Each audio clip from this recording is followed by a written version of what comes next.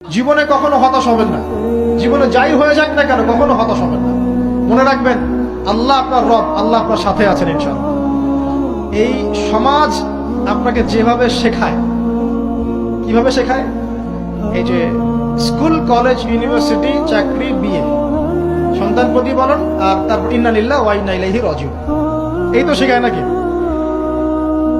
সবসময় মনে রাখবেন যে আল্লাহ রাব্বুল আলামিনের পরিকল্পনাই আপনার উপরে সবচেয়ে বেশি অগ্রাধিকার যোগ্য, সমাজের পরিকল্পনা নয়।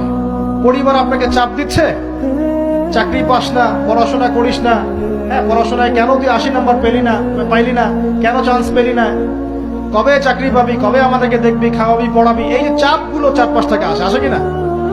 এতে করে অনেক যুবক দেখা যায় মাদকাসক্ত হয়, অনেকে দেখা যায় আত্মহত্যা করছে ইদানিং, করছে কিনা ভাই? এই শব্দটা থেকে আমি এই পয়েন্টটা আজকে লিখেছিলাম যে ভুলেও আল্লাহর প্রতি বিশ্বাস এবং তাওয়াক্কুল হারাবেন না।